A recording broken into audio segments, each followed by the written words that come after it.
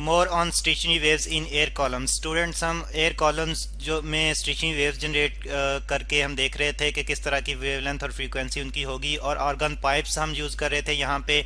और पहले हमने organ pipe open ended use किया था, उसके लिए हमने फ्रीक्वेंसी और वेवलेंथ को जनरलाइज किया, और उसमें हमने देखा कि वेवलेंथ जो है वो उस लेंथ का डबल जो है वो एक इंटीजर से डिवाइड होता है, 2l divide by N. N क्या है जी? ये इंटीजर है, यानी कि अगर n को हम रिप्रेजेंट करना चाहें तो ये 1 2 3 और 4 एंड सो ऑन। ठीक है, इसी तरह से फ्रीक्वेंसी के लिए हमने देखा कि n जो है स्पीड जो है, सॉरी, ये डिवाइड होती है 2l पे। आप ज़रा गौर करें कि यहाँ पे भी स्पीड थर्ड फ्रीक्वेंसी के लिए 2l पे डिवाइड हो रही है, यहाँ पे जो है वो 2 पे डिवाइड होगी, लेकिन ऊपर भी 2 आ रहा है सेकंड फ्रीक्वेंसी की वजह से, तो 2 2 से कैंसिल आउट हो गया था।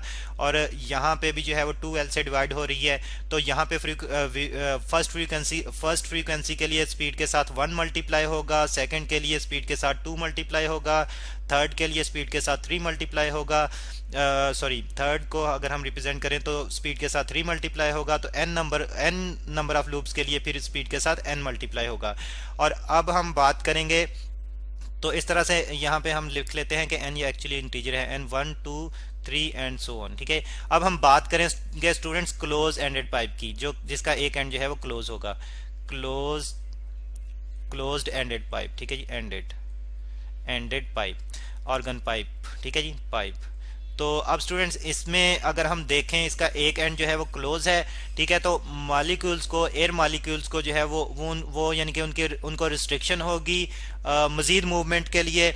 तो जो क्लोज एंड है वो फिर नोड के तौर पर बिहेव करेगा, यानी कि वहाँ पे साउंड वेव्स जो हैं, वो साउंड वेव्स रिफ्लेक्ट होंगी तो नोड प्रोड्यूस होगी। ठीक है, और इस एंड पे जो है वो हमेशा नोड प्रोड्यूस होगी, लेकिन हम जानते हैं कि इस एंड पे हमेशा जो है वो ओपन एंड पे हमेशा जो है एंटी नोड प्रोड्यूस होगी।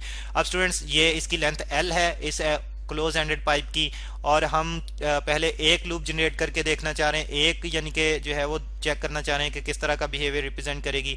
तो अगर हम सिर्फ एक एंटी नोड और एक नोड जो है वो प्रोड्यूस करवा लें यहाँ पे, तो हम देख रहे हैं कि यहाँ पे एंटी नोड और यहाँ पे जो है वो नोड प्रोड्यूस हो रहा है। ठीक है जी, और फिर इसकी रिफ्लेक्टेड जो है वो इस तरफ आ रही है, तो ये एक इंसिडेंट और रिफ्लेक्टेड साउंड वेव जो कि हम ट्रांसवर्स पैटर्न में रिप्रेजेंट कर रहे हैं, वो एक स्टेशनरी वेव जनरेट कर रही है। ठीक है जी, और यहाँ पे एंटी नोड है और यहाँ पे नोड है एंटी नोड। ठीक है जी, और यहाँ पे जो है वो नोड है। और स्टूडेंट्स, हमने बात की थी कि दो कंसेक्टिव एंटी नोड्स के दरमियान में या दो कंसेक्टिव नोड्स के दरमियान में हाफ ऑफ वेवलेंथ प्रोड्यूस होता है। तो एक एंटी नोड और एक नोड की अगर हम बात करें तो उसमें फिर जो है वो वेवलेंथ का मजीद हाफ यानी कि फोर्थ पार्ट प्रोड्यूस होगा, यानी कि लैम्डा बाय 4। ठीक है जी, और इसको जो है अगर हम ऊपर एक पैटर्न से समझने की कोशिश करें तो ज़रा गौर करें कि इस एंटी नोड से इस एंटी नोड तक जो है वो हाफ ऑफ वेवलेंथ जनरेट हो रहा है, लेकिन अगर हम इस नोड तक रुक जाएं तो इसका मजीद हाफ हो जाएगा, यानी कि लैम्डा बाय फिर 4 हो जाएगा। तो बिल्कुल यही चीज़ जो है वो यहाँ पे हमें नज़र आ रही है। अब ये जो है वो एक ही वेव हमने जनरेट की है, तो लैम्डा 1/4 हमारे पास जो है ये आ रहा है l के इक्वल, या फिर लैम्डा 1 हमारे पास आ जाएगा 4l। ठीक है जी, तो इससे जो है वो एक फर्स्ट वेवलेंथ जो है वो हम कैलकुलेट कर सकते हैं।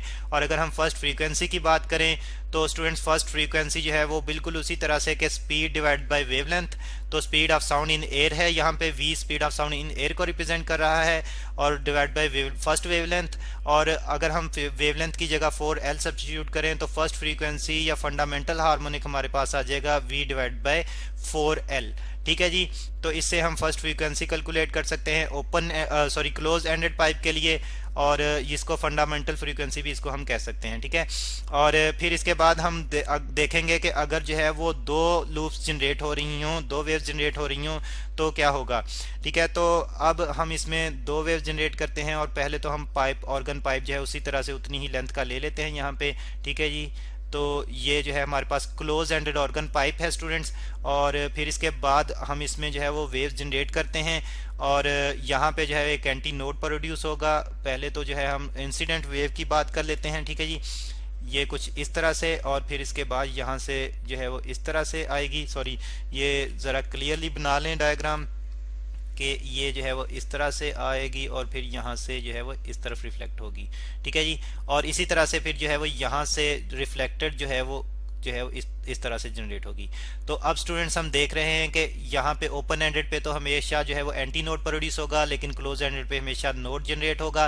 तो अगर हम इस एंटी नोड से इस anti node conjunctive anti node तक जो है वो यहाँ पे पहले हम लेंथ डिफाइन कर लें जो कि एल है।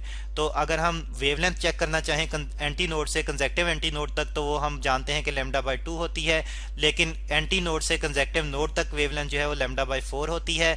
अगर हम दोनों को सम अप करेंगे स्टूडेंट्स, तो यहाँ पे फिर हमारे पास जो है ये आ जाएगी 3 लैम्डा बाई 4, 3 लैम्डा बाई 4, ठीक है जी। और ये सेकंड वेव जनरेट करें हम, तो यहाँ पे फिर जो है वो हम वेवलेंथ अगर लेंथ के लिहाज से कैलकुलेट करना चाहें तो 3 लैम्डा 2 बाई 4 जो है वो कंप्लीट वेवलेंथ कंप्लीट लेंथ में जनरेट हो रही है।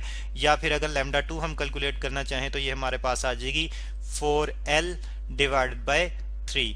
तो स्टूडेंट्स इससे जो है वो हम फिर सेकंड वेवलेंथ कैलकुलेट कर सकते हैं। और अगर हम सेकंड फ्रीक्वेंसी की बात करें तो सेकंड फ्रीक्वेंसी के लिए जो है फिर हम स्पीड ऑफ साउंड को वेवलेंथ से डिवाइड करेंगे और सेकंड फ्रीक्वेंसी को सेकंड वेवलेंथ से ही कैलकुलेट करेंगे। और वेवलेंथ की जगह हम जो है इसकी ये वाली वैल्यू सब्स्टिट्यूट कर दें तो v divide by 4L divide by 3 आ जाएगा। 3 को ऊपर शिफ्ट कर दें तो F2 हमारे पास आ जाएगा v जो है इसके साथ 3 शिफ्ट हो जाएगा, 3v डिवाइड बाय 4L, ठीक है जी। तो इससे हम सेकंड फ्रीक्वेंसी कैलकुलेट कर सकते हैं, इसको हम सेकंड हार्मोनिक भी कहेंगे।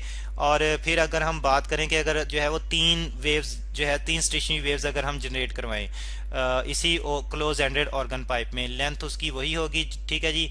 ये जो है वही लेंथ का पाइप है और एंड से क्लोज है, और यहाँ पे हम रिप्रेजेंट कर देते हैं कि इसकी लेंथ L है, ठीक है जी। अब हम इसमें जो है वो 3 वेव्स जनरेट करवाना चाह रहे हैं, तो उसमें ये होगा कि उसमें फिर जो है हमारे पास कुछ इस तरह का पैटर्न हमें मिलेगा कि यहाँ से पहले जो है वो रिफ्लेक्ट होके यहाँ पे ट्रांसमिट होके ये हम जो है वो कंप्रेशनल वेव लॉन्गिट्यूडनल वेव को ट्रांसवर्स फॉर्म में जो है वो रिप्रेजेंट कर रहे हैं इक्विवेलेंटली। और यहाँ से कुछ इस तरह से ट्रैवल करती हुई वेव जो है वो यहाँ पे आएगी। ये जो है वो रफ डायग्राम स्टूडेंट्स यहाँ पे बन रही है, और फिर यहाँ पे नोड प्रोड्यूस होगा और रिफ्लेक्टेड वेव जो है वो कुछ इस तरह से आएगी, और ये स्टेशनरी वेव जनरेट हो रही है। और फिर हम देखते हैं कि इस एंटी नोड से इस एंटी नोड तक जो है वो लैम्डा बाई 2, और फिर इस एंटी नोड से इस एंटी नोड तक फिर लैम्डा बाई 2, लेकिन इस एंटी नोड से इस नोड तक जो है वो लैम्डा बाई 4। और टोटल अगर हम कैलकुलेट करना चाहें तो स्टूडेंट्स हम देखते हैं कि ये हमारे पास टोटल जो है 5 लैम्डा बाई 4 आ जाएगा, ठीक है जी, 5 लैम्डा बाई 4, ठीक है। तो अब इस कंप्लीट लेंथ में और पाइप की कंप्लीट लेंथ में हमारे पास कितनी वेवलेंथ जनरेट हो रही है, 5 लैम्डा बाई 4, और ये थर्ड वेवलेंथ है तो 5 लैम्डा 3 बाई 4, ये 3 को जो है वो ज़रा हम क्लियरली रिप्रेजेंट कर दें, ठीक है जी। और ये जो है वो एक लेंथ इस कंप्लीट लेंथ के बराबर है, ठीक है। और फिर जो है वो अगर हम वेवलेंथ के लिए सॉल्व करें तो लैम्डा 3 हमारे पास आ जाएगी 4L डिवाइड बाय 5, ठीक है जी। तो इससे स्टूडेंट्स हम जो है वो थर्ड वेवलेंथ कैलकुलेट कर सकते हैं जो कि जनरेट हो रही है क्लोज्ड एंडेड पाइप में, ठीक है जी। और फिर इसके बाद हम बात करेंगे फ्रीक्वेंसी की।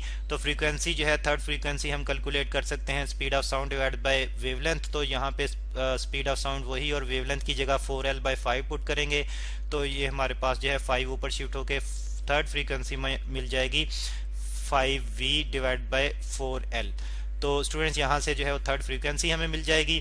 अब हम जनरलाइज करना चाहते हैं यानी कि n नंबर ऑफ लूप्स हों, तो उसके लिए फिर हम कैसे कैलकुलेट कर सकते हैं। तो स्टूडेंट्स यहाँ पे हम लिख लेते हैं for n number of loops, for n loops, ठीक है जी, लूप्स। तो आप गौर करें स्टूडेंट्स के अगर हम सबसे पहले वेवलेंथ की बात करें क्लोज एंडेड पाइप में, ठीक है जी, तो यहाँ पे हम देखते हैं कि वेवलेंथ जो है वो 4L या और डिवाइड बाय अगर हम 1 कर दें, ठीक है जी, और frequency 1V divide by 4L कर दें, ठीक है। पहले 4L डिवाइड बाय 1 कर दें सिर्फ फर्स्ट वेवलेंथ के लिए, फिर इस तरह से सेकंड वेवलेंथ के लिए 4L डिवाइड बाय 3, और फिर थर्ड वेवलेंथ के लिए 4L डिवाइड बाय 5। तो हम देखते हैं कि ऑड इंटीजर से 4L जो है वो डिवाइड हो रही है। तो फिर n नंबर ऑफ लूप्स के लिए अगर हम n वेवलेंथ कैलकुलेट करना चाहते हैं तो फिर वो हमारे पास आ जाएगी 4L डिवाइडेड बाय n, और यहाँ पे स्टूडेंट्स जो n है ये ऑड इंटीजर होगा, यानी कि n जो है ये 1, 3, 5 एंड सो ऑन इस तरह से होगा। और अगर हम बात करें स्टूडेंट्स फ्रीक्वेंसी की n नंबर ऑफ लूप्स के लिए, तो frequency n number of loops के लिए हम कैसे कैलकुलेट करेंगे, तो हम जनरलाइज कर लेते हैं अपने ऊपर जो कैलकुलेशन है उनको फ्रीक्वेंसी के लिए। तो आप गौर कर रहे हैं फर्स्ट फ्रीक्वेंसी से अगर हम स्टार्ट करें तो आप देखें कि V1 डिवाइडेड बाई 4L यानी कि 1V डिवाइडेड बाई 4L, और सेकंड फ्रीक्वेंसी के लिए 3V डिवाइडेड बाई 4L, और फिर थर्ड फ्रीक्वेंसी के लिए 5V डिवाइडेड बाई 4L। तो स्पीड जो है वो हर दफ़ा एक ऑड इंटीजर के साथ मल्टीप्लाई हो रही है, तो यहाँ पे NV डिवाइड बाई 4L आ जाएगा। ठीक है जी। तो इस तरह से स्टूडेंट्स फ्रीक्वेंसी में जो है वो n इंटीजर जो है ये भी ऑड ही होगा, यानी कि n भी जो है वो ऑड ही होगा, 1 3 5 एंड सो ऑन।